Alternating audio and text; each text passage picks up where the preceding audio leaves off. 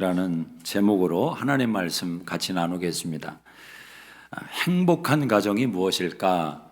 누구나 다 행복을 원하고 또 행복한 가정을 추구합니다.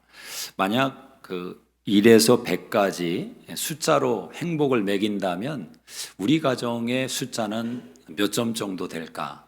자기 자신에게 한번 질문을 해봐도 좋을 것 같습니다. 아담이 외로움을 느낄 때 하나님께서 하와를 붙여주시고 그래서 처음으로 가정을 만드셨습니다. 하나님은 교회를 세우기 전에 가정을 세우셨다. 이게 참 중요한 의미가 있습니다.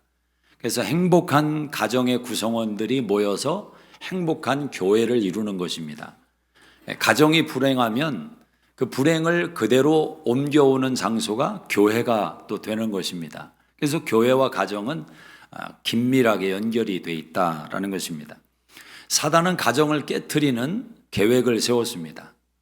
그래서 선악과를 따먹게 함으로 인해서 아담과 하와의 관계성을 깨트리고 하나님과의 관계성을 깨트렸습니다. 사단은 언제나 속이는 자입니다.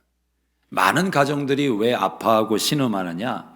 이유는 다양한 이유가 있죠. 돈의 이유, 시댁의 이유, 성적인 이유, 자녀의 이유, 다양한 이유로 부부싸움을 하지만 죄송합니다. 이유는 딱 한 가지입니다. 사단에게 속고 있는 것이다 라는 것입니다. 인류는 수많은 불행의 씨앗들을 그 죄로 인해서 담게 되었습니다.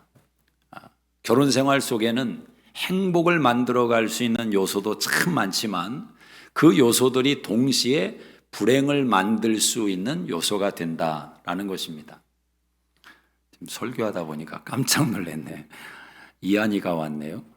지난달에 태어났는데 벌써 교회를 우리 이한이 박수 한번 환영하시겠습니다. 저 뒤에 있어요. 요즘 젊은 우리 자매님들은 참 대단한 것 같아요. 한 달 만에 자녀를 데리고 나왔네요. 평생에 복된 발걸음 되기를 축복합니다. 그래서 가정이라는 이 요소가 행복과 불행의 요소가 공존하는데 어떤 사람은 거기서 행복을 길어내는 사람이 있고 똑같은 내용을 가지고 어떤 사람들은 불행을 길어내며 살고 있다라는 것입니다. 오늘 가정의 달을 맞이해서 저는 여러분 자신에게 이런 질문을 한번 던졌으면 좋겠습니다. 나는 지금보다 더 나은 인생을 살 수 있을까? 지금보다 더 행복한 삶을 살아갈 수 있을까? 라는 질문 앞에 성경은 아멘, 예라고 답을 하는 것입니다. 특별히 삼위일체 하나님의 속성을 통해서 행복한 가정에 필요한 요소가 뭔가 그 세 가지를 한번 같이 나누려고 합니다. 하나님의 사랑을 우리가 먼저 생각하면 하나님의 사랑 속에서 우리는 나 자신의 정체성을 확인하게 됩니다. 그래서 행복한 가정을 이루기 위한 첫 번째 기둥은 뭐냐? 나 자신이 먼저 행복해야 된다라는 것입니다. 내가 먼저 행복해야 된다. 자, 1절을 한번 같이 읽어보겠습니다. 1절 시작.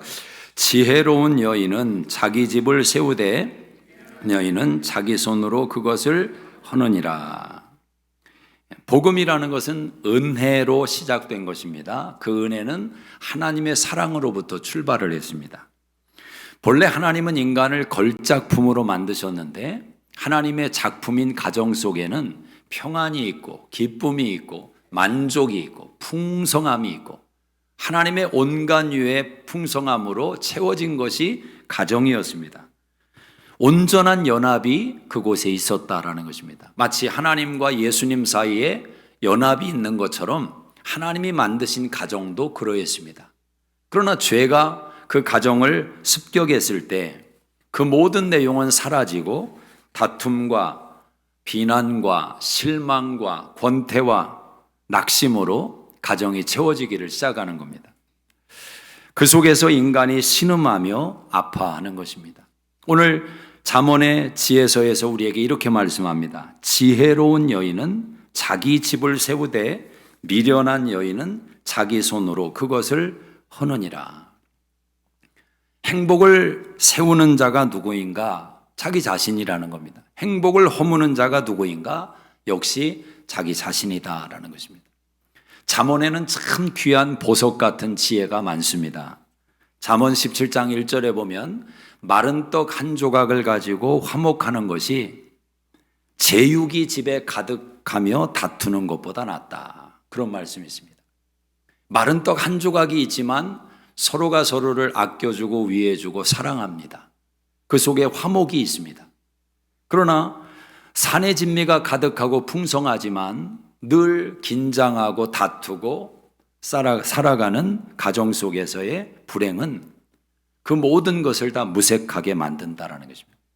그래서 행복은 결국 내용물이 결정하는 게 아니라 사람이 결정한다라는 것입니다. 따라하십니다. 행복은 내용물이 결정하는 것이 아니라 사람이 결정한다. 1절을 다시 한번 보십시오. 지혜로운 여인은 자기 집을 세우되 미련한 여인은 자기 손으로 그것을 허느니라.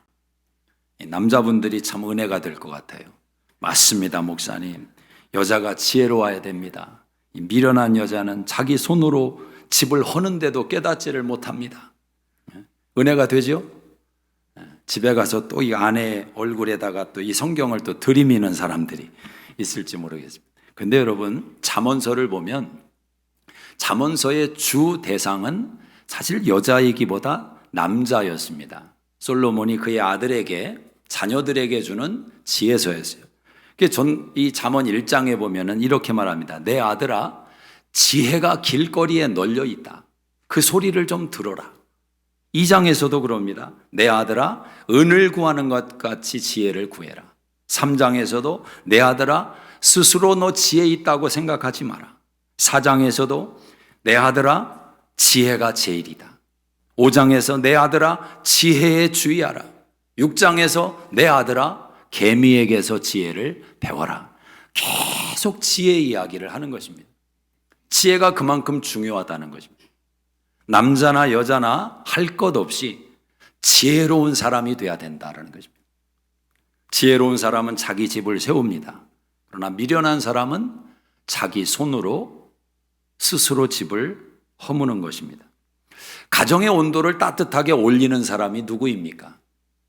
UPS 배달 온 사람이, 아마존 배달 온 사람이 가정의 온도를 올리고 갑니까?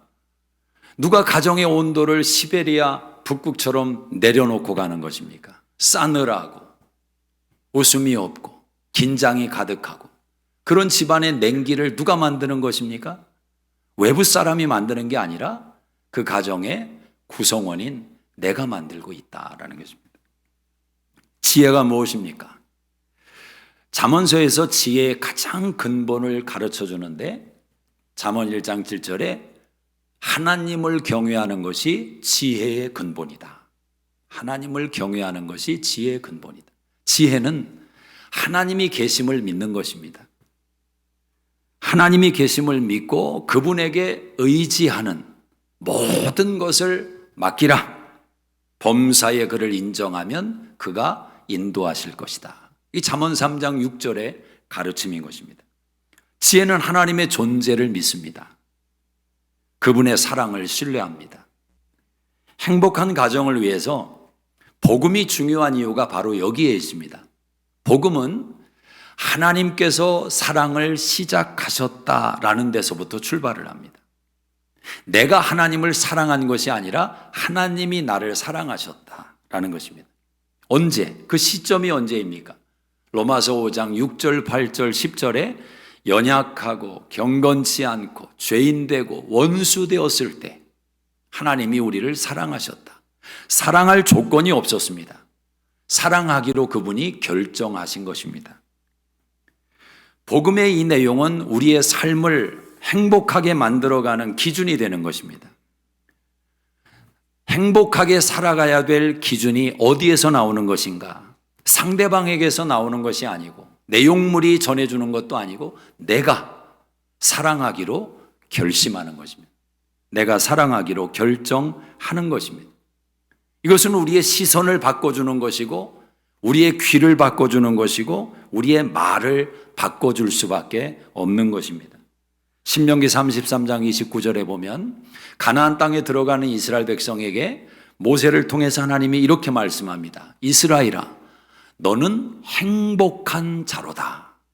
세상 민족 가운데 너희처럼 하나님의 보호와 사랑을 받는 민족이 어디에 있느냐? 너는 행복한 자로다.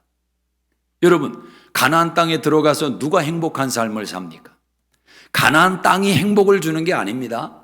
우리가 미국에 살고 있지만 한때는 미국에 가면 행복한 줄 알았습니다.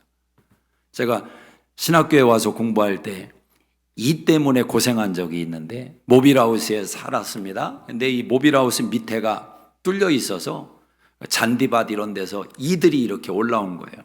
그래서 늘 이 때문에 종아리가 성할 날이 없었습니다. 한국에 통화를 할 때 요즘 이 때문에 고생한다고 믿지를 않는 거예요. 무슨 이가 있냐고. 미국에 있으면 다 잘 먹고 잘 사는 줄 알아요. 그렇죠? 근데 여러분 얼마나 고생하셨습니까? 이 미국에 와서 고생한 이야기를 써내라고 하면 책 한두 권은 써내려가는 사람이 한둘이 아닙니다. 미국이 행복을 주는 게 아니라 이 미국에 어떤 마인드로 와서 살았느냐가 행복을 결정했던 것입니다. 나는 행복한 사람이다. 이것이 행복을 결정하는 키가 되는 것입니다. 여러분, 행복한 인상을 주려고 애쓰며 살지 마십시오. 가장 불행한 사람이 그렇습니다. 저는 페이스북을 개인적으로 하지는 않습니다. 근데 페이스북을 하는 분들을 가만히 보면 영적으로 그렇게 유익이 없을 것 같아요. 그거 들여다보고 있으면 괜히 열등감 갖기가 쉽습니다. 다 행복한 것 같아요. 다 놀러 다니고 있고, 다 좋은 비싼 레스토랑에 가서 식사하고 있고, 칼질하고 있고, 이거 지금 나만 지금 이거 뭐 하고 있는 건가? 그거 들여다보면 다 행복한데 나만, 우리 가정만 불행하다. 이 느낌이 솔직히 든단 말입니다. 여러분, 페이스북에 영상이든지 사진을 올리면서 자기의 슬픔과 불행한 사진을 올리려는 사람이 있습니까? 사진을 찍어도 자기 얼굴이 아닌 얼굴을 올리려고 하고.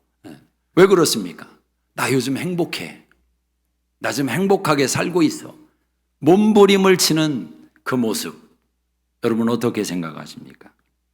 행복하게 보이려고 살지 말고 행복하게 사십시오. 행복은 보이는 게 아닙니다. 우러나는 것입니다. 소나무를 찍으면 소나무는 도끼에게 향을 전해준다고 하지 않습니까? 나는 이런 향을 가지고 있다. 노력하지 않아도 맞닿기만 하면 그 향을 느낄 수 있고 그 행복을 느낄 수가 있는 것입니다. 그게 진짜 행복인 것입니다. 행복한 가정을 세워나감에 있어서 가장 출발은 내가 행복자가 되어야 된다. 그 이유가 복음에 있는 것입니다. 여러분, 하나님의 아들 예수님을 통해서 우리를 구원하시고 자녀 삼으셨다고 말씀합니다. 하나님이 나를 위해서 당신의 독생자를 십자가에 내주셨다고 믿는 것 아닙니까? 어거스틴의 말에 빌리면 하나님은 내가 세상에 혼자 존재했어도 당신의 아들을 보내서 나를 위해 십자가에 달려 죽게 하셨을 것이다. 이 기가 막힌 말입니다. 내가 얼마나 사랑을 받는 존재인지 복음이 우리에게 가르쳐 준다는 겁니다. 따라하십니다. 나는 행복한 사람입니다. 그 생각이 행복한 가정을 만들어가는 출발이 된다는 거예요. 두 번째는 행복한 가정을 위해서는 기술이 필요합니다. 기술. 자, 3절 한번 같이 읽어보겠습니다. 3절 시작.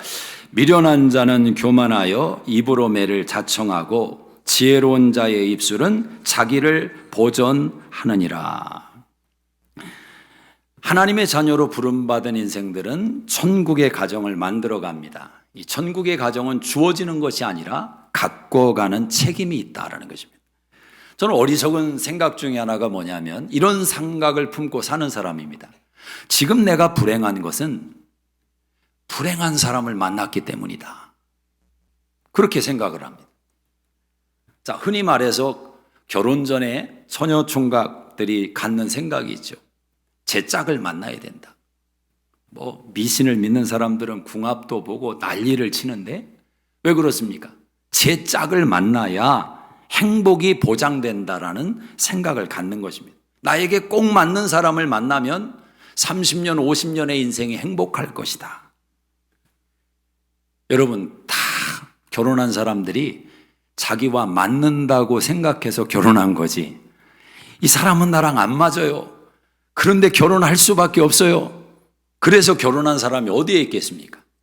물론 인류를 구원하는 것도 아니고, 근데 이 사람의 인생을 개조시키기 위해서 사명을 가지고 나는 기도해야만 됩니다, 눈물을 흘리면서 예식장에 들어간 사람이 어디에 있겠어요? 다 내 짝이고 맞고 사랑하고 그래서 결혼한 것 아니겠습니까?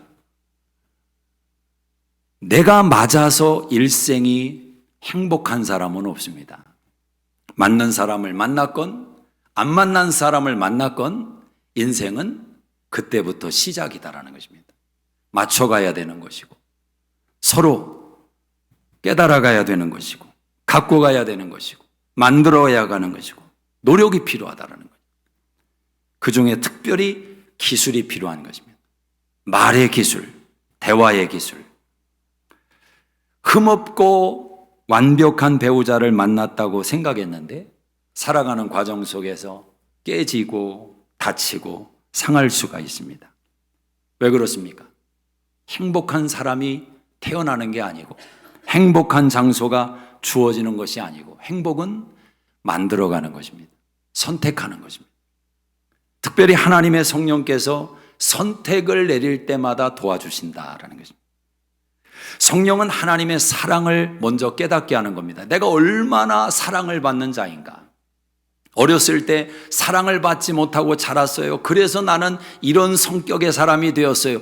복음은 그런 논리를 용납하지 않습니다. 육신의 부모는 너를 그러했을지 모르지만 하늘 아버지는 너를 사랑하셨다라는 것입니다. 특별한 사랑으로 사랑하셨다. 인생의 모든 상처를 제거하고 녹이고 해결하는 능력이 복음에 있다라는 것입니다. 여러분, 우리가 믿는 복음이, 우리가 받아들인 복음이 과거의 한순간의 상처 하나 해결하지 못하는 그런 연약한 복음이 아니라는 것입니다. 우리 인생의 모든 문제는 사랑 안에서 녹아질 수 있다는 겁니다. 또 한 걸음 더 나가서 성령은 진리 가운데로 우리를 인도하시는 겁니다. 하나님의 말씀, 이 진리는 인생 행복의 매뉴얼과 같은 것입니다. 이 속에 다 답이 있어요. 자, 3절을 다시 한번 읽어보겠습니다. 시작. 미련한 자는 교만하여 입으로 매를 자청하고 자의 입술은 자기를 보존하느니라. 미련한 자는 교만하다. 그럼 교만이 뭡니까? 내가 기준되는 것. 내가 기준되는 것이 교만입니다. 내가 주인 되는 것이 교만이다라는 거죠. 내가 법입니다. 세상 가장 힘든 사람이 그와 같은 사람입니다. 자기 위에 사람이 없습니다. 자기가 기준이고 법이고 모든 사람이 자기 앞에 맞춰야 되는 이런 사람은 성경이 말씀합니다. 매를 본다. 매를 본다. 매를 자청한다는 거죠. 지혜로운 입술이 자기를 보존한다. 저는 성경에 참 어리석은 여자 중에 하나가 미갈이 아닐까 생각합니다. 사무엘하 6장 16절 이하에 보면 다윗이 하나님의 언약궤가 다윗성으로 들어오는 것을 인해서 너무 기뻐서 감격해서 춤을 추었습니다. 그런데 그만 옷이 조금 흐트러졌던 것 같습니다. 속살이 드러났어요. 그런데 그 광경을 창문으로 바라보던 미갈이 집안 내력은 못 속인다니까. 채통이 없어가지고 그 남편을 바라보면서 그렇게 판단했습니다. 자, 다윗이 가족을 축복하기 위해서 집안으로 들어왔더니 그 남편을 기쁨으로 들어오는 그 남편 축복하기 위해 들어오는 남편의 마음에 찬물을 딱 끼얹는 말을 하는데 이렇게 말을 합니다. 들어보세요. 이스라엘 왕이 오늘 어떻게 영화로우신지 방탕한 자가 염치 없이 자기 몸을 드러내는 것처럼 오늘 그의 신복의 계집종의 눈앞에서 몸을 드러내셨나이다. 이 말이 여러분 어떻게 들리십니까? 어떻게 영화로우신지 아주 비꼬고 있죠. 비아냥거리고 있죠. 여러분, 잠언에 보면 여성들을 향한 남성들을 향한 권면의 포인트가 조금 다릅니다. 여성들을 향해서는 권면의 포인트가 어디로 많이 가냐면 말의 내용입니다. 말의 내용. 그 말의 내용이 있어서 입에 있어서의 강조점을 많이 둔다면, 그래서 다투는 여인과 궁궐에 사는 것보다 사막에서 그냥 천막 치고 사는 게 낫다, 이런 가르침이 잠언에 있다면, 잠언에 남자들을 향해서는 뭐를 경계하느냐? 말보다 시선입니다. 시선. 남자들은 이 시선 때문에 죄를 질 위험성이 많다라는, 시선을 지켜라. 보는 게 마음이다. 그런 맥락에서 이 미갈이라는 여인은 그 시선이 뭡니까? 남자들은 시선이 중요합니다. 그 시선은 말의 내용보다 어떤 시선으로 보느냐가 더 중요한 겁니다. 어떤 시선으로 보냐. 오늘 얼마나 영화로우신지, 말은 영화로운데 시선은 경멸하고 있어요. 벌레 보는 것처럼. 이게 문제다라는 거예요. 남편은 벌레가 아닙니다. 바퀴벌레가 아닙니다. 그 시선이 남자를 죽이는 겁니다. 이 여인은 결국 자기중심적인 그 말로 인해서 남편의 사랑도 끊어지고, 또 나아가서 하나님과의 관계성도 끊어지는 그런 여인의 비참한 모습이 등장을 하죠. 반면에 아비가일 같은 여인이 있습니다. 사무엘상 25장에 보면 다윗 왕에게 나와서 자기 집안의 위기를, 전쟁이 일어날 수 있는 위기를 극복했던 아비가일의 지혜가 등장하는데, 불과 8절도 안 되는 짧은 공간 속에서 28번이나 이 여인은 쏟아내는 말이 있습니다. 다윗에게 내 주께 라는 표현입니다. 모든 말을 할 때마다 내 주께 은혜를 입어 싸우니, 내 주께 음식을 가져왔습니다, 내 주는 이런 분이시고, 그 말이 옥구슬처럼 굴러간다 말입니다. 잠언 16장 24절에 선한 말은 꿀송이 같아서 마음에 달고 뼈에 양약이 되느니라. 보약이 따로 없습니다. 선한 말을 하면, 선한 말을 많이 들으면 보약이 된다라는 거죠. 당신은 할 수 있다고, 힘을 내라고, 세상에 당신 같은 사람이 어디 있냐고, 그 말 한마디가 보약이다라는 거예요. 그러나 잠언 18장 6절의 말씀처럼 미련한 자의 입술은 다툼을 일으키고 그의 입은 매를 자청한다. 그의 입은 멸망이 되고 그의 입술은 그의 영혼의 그물이 된다. 내 말에 내가 잡혀버린다라는 거죠.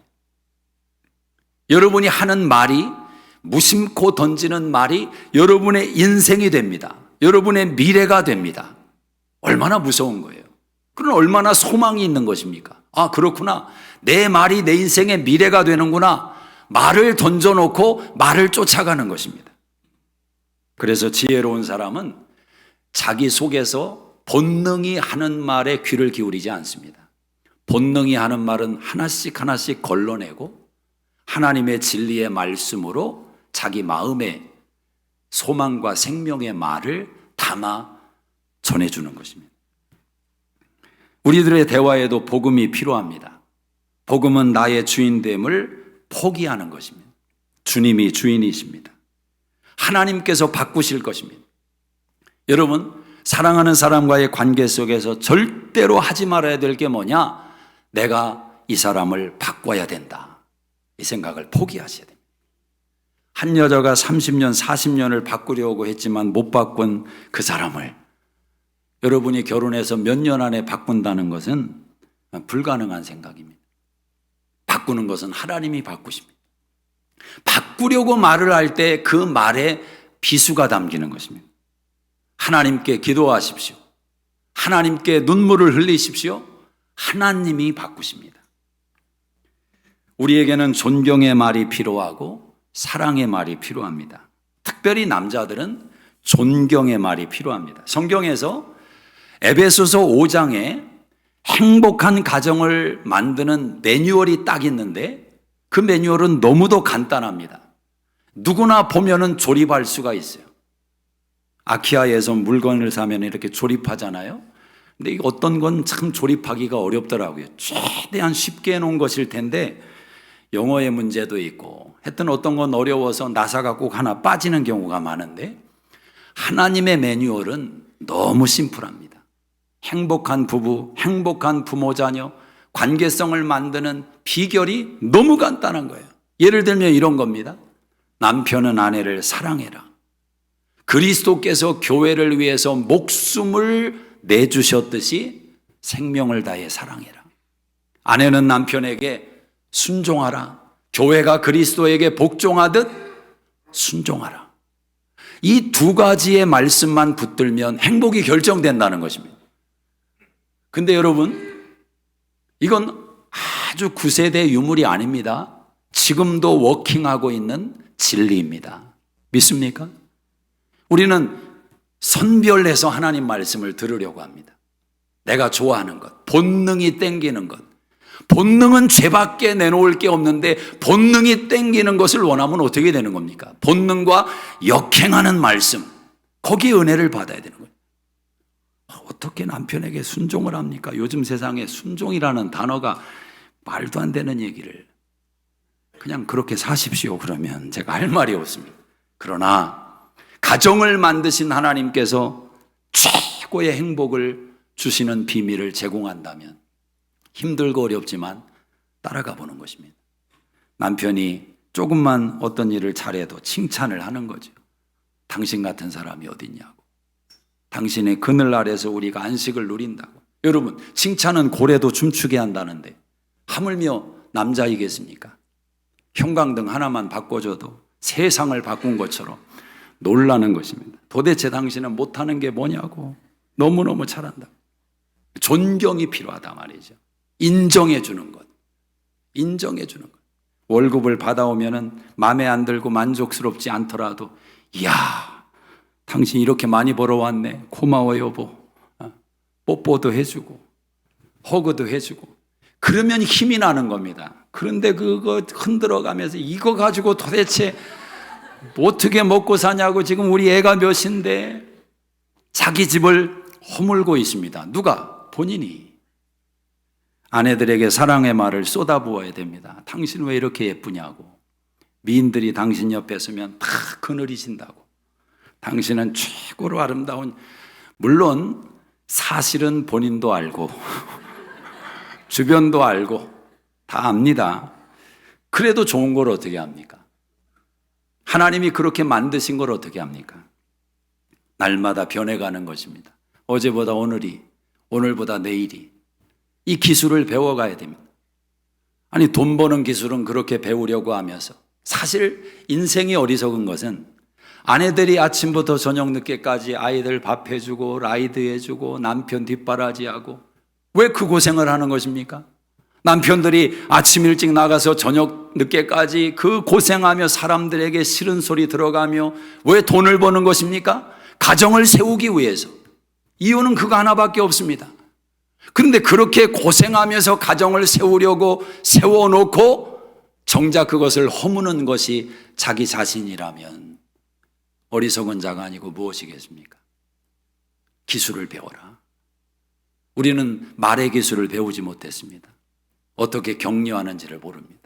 어떻게 사랑을 표현하는지를 모릅니다. 그래서 여러분, 잠언을 읽으셔야 됩니다. 하루에 한 장씩이라도. 그리고 실천을 하셔야 됩니다. 노력을 하셔야 됩니다. 속에서는 뒤틀리더라도 순교하는 심정으로 노력을 하셔야 됩니다. 당신은 이쁘다고, 당신은 자랑스럽다고. 그것이 가정을 살리는 것입니다. 자, 마지막 세 번째는 행복한 가정을 위해서는 희생이 필요하다라는 것입니다. 자, 4절을 같이 한번 읽어보겠습니다. 시작. 소가 없으면 구유는 깨끗하려니와 소의 힘으로 얻는 것이 많으니라. 하나님께서 우리를 구원하신 사랑은 성부, 성자, 성령의 역할이 있었습니다. 하나님이 사랑하셨고 성령님께서 그 사랑을 실행케 하셨고 예수님께서 그 사랑을 나타내셨다라는 것입니다. 그래서 예수님의 성육신이라는 것은, 우리를 찾아오신 성육신은 최고의 희생인 것입니다. 왜 그렇습니까? 하늘 영광을 포기하고 인간이 되셨다라는 것입니다. 인간이 되셨다. 성육신은 찾아오시는 하나님의 마음, 예수님의 마음을 우리에게 가르쳐 줍니다. 여러분, 모든 희생 속에는 이 마음이 담겨 있어야 됩니다. 사람이 희생을 해도 마음이 출발하지 않은 희생은 반드시 영수증을 들이밀 때가 옵니다. 저는 60이 넘어서 부부간에 문제가 생기고 갈등이 생길 때 거기에는 이런 이유가 있었다고 생각합니다. 희생했어요, 한쪽에서. 너무 희생을 했습니다. 근데 어느 날 갑자기 영수증을 들이미는 것입니다. 내가 살아온 인생에 대해서 영수증을 들이밀 때 감당할 수가 없는 것입니다. 받아든 사람은. 또 영수증을 들이미는 사람은 내가 앞으로는 그렇게 못 살겠다는 것입니다. 자, 왜 영수증을 들이밀까? 희생했지만 마음이 없는 희생이었기 때문에 그렇습니다. 예수님께서 만약 십자가의 사랑으로 우리를 사로잡으셨을 때 마음이 없는 희생으로 십자가를 지셨다면 계속해서 우리에게 무리한 요구와 신앙 안에 기쁨이 없는 책임을 강요하지 않겠습니까? 그러나 그분은 단 한 번도 강요하지 않습니다. 여전히 사랑으로 우리의 마음을 녹이려 하시는 겁니다. 왜? 마음에서 나온 희생이기 때문에 그렇습니다. 빌립보서 2장 5절 이하에 보면 하나님과 동등됨을 취할 것으로 여기지 않고 자기를 비워 종의 형체를 가졌다. 사람들과 같이 되었고 죽기까지 복종하셨다. 희생의 가장 정점에는 자기 비움이 있다는 것입니다. 부부가 가정을 세우고 행복을 만들어갈 때 어느 가정이 행복한 가정이겠습니까? 누군가의 희생이 있습니다. 근데 그 희생이 억지 희생이 아니라 믿음 안에서 복음 안에서 마음으로 희생한 희생이었다는 거죠. 사람이 그렇습니다. 가만히 보면은 못해서 못하는 것과 안 해서 못하는 것은 좀 차이가 있는 것 같습니다. 내가 열이 있는데 그 열을 가지고 둘만 사용하는 사람이 있습니다. 그럼 남들은 그럽니다. 아니 왜 5을 사용하지 않냐고. 그러나 열을 가지고 둘만 사용하는 사람은 그런 말을 들어도 낙심되지 않습니다. 그런데 둘밖에 없는 사람이 둘을 행하는 것입니다. 그럼 사람들이 왜 당신은 5을 못하고 둘만 하냐고. 그럼 그 사람은 상처를 받습니다. 나도 5처럼 살고 싶고 나도 5인 인생처럼 비춰지고 싶은데 안 되는 걸 어떡하냐라는 거예요. 하나님의 아들이신 예수님께서 인간이 되셨을 때 이 간격이라는 것은 인간의 표현으로 담을 수 없는 고난이었습니다. 그럼에도 예수님이 십자가를 넉넉히 감당하신 것은 자기를 비우시는 스스로의 결단이었기 때문에 그렇습니다. 오늘 잠언 기자가 말합니다. 4절에 소가 없으면 구유는 깨끗하려니와 소의 힘으로 얻는 것이 많으니라. 당연한 말 아닙니까? 아니 소가 없으면 구유가 깨끗하지요. 그러나 얻는 것이 없다. 저는 어릴 때도 시골에서 자랐기 때문에 이 말씀이 의미하는 바를 누구보다 잘 안다고 생각합니다. 시골에서 소라는 것은 그냥 소가 아닙니다. 소는 한 집안을 일으켜 세우는 기둥이 될 수가 있습니다. 논과 밭을 갈 때에도 소의 가장 예민한 고에 줄을 매달고 뒤에 쟁기를 연결시켜서 논과 밭을 가는 것입니다. 소의 힘으로 가는 거예요. 사람이 뜨거운 태양빛을 맞아가면서 그 논과 밭을 뒤엎는다는 것은 불가능합니다. 근데 소가 다 해주는 거예요. 그 소가 또 1년에 한 번씩 새끼를 낳습니다.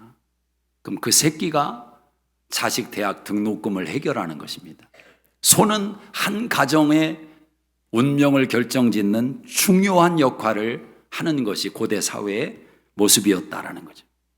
그런데 그 소를 키우는 게 쉽지가 않습니다. 소가 있는 집은 항상 아침에 일찍 일어납니다. 여물을 써야 되기 때문에. 여물을 써서 소를 먹이고 또 구유를 치우고 소를 돌보고 목욕을 시키고 소에게 들어가는 시간이 적지 않습니다.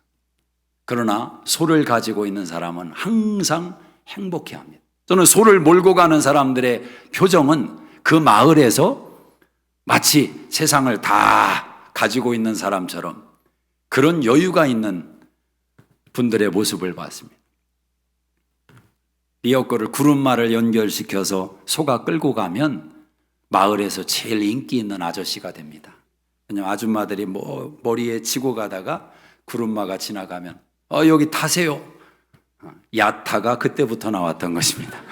여기 타세요. 그럼 너무 고마워가지고 짐을 올려놓고 탔던 기억들이 있습니다.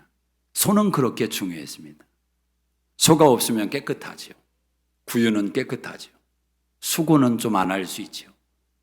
그러나 유익이 없다. 이 소를 한번 여러분의 자식에게 대입을 시켜보시기를 바랍니다. 이 소를 한번 여러분의 남편과 아내에게 대입을 시켜보기를 바랍니다. 이 사람이 없으면 날아갈 것 같은데, 이 사람이 없으면 행복할 것 같은데, 우리 집안이 깨끗할 것 같은데, 정말 그렇습니까? 행복한 가정을 이루기 위해서 내가 행복해야 됩니다. 기술을 배우셔야 돼요. 특별히 말의 기술. 그리고 세 번째는 자기를 비우고 희생하는 마음으로 함께 가정을 세워가는 것입니다. 하나님의 성령께서 하나님의 사랑이 흘러넘치도록 우리의 마음을 붙들어 주실 때 기적이 일어날 것입니다. 어느 날 문득 침대에서 눈을 뜨고 일어났어요. 근데 아직 잠을 자고 있는 남편을 바라보는데 세상에 그렇게 사랑스러울 수가 없는 겁니다. 코를 고이고 있는 그 소리가 향기로운 소리로 들리고 침을 흘리고 있는 그 모습이 그렇게 귀여워 보이고, 이게 웬일입니까? 기적이 일어난 거예요. 기적이. 나도 모르게 손을 내밀어서 그 남편의 이마에 손을 대고 이렇게 고백하고 있는 자기를 발견합니다. 이 사람은 나에게 대체 불가능한 사람이다. 대체 불가능한 사람이다. 한 단어가 붙으면 안 돼요. 도대체 불가능한 그런 사람이 되면 대체 불가능한 사람이다. 하나님이 나에게 주신 상급이다. 사랑하는 여러분, 행복은 여러분이 만들어가는 것입니다. 기도하겠습니다. 우리 자리에서 다 일어나시겠습니다. 하나님 아버지, 성령 하나님께서 오늘 수정교회 가정들 가운데 말씀해 주시고 부모와 자녀들에게 말씀해 주시고 남편과 아내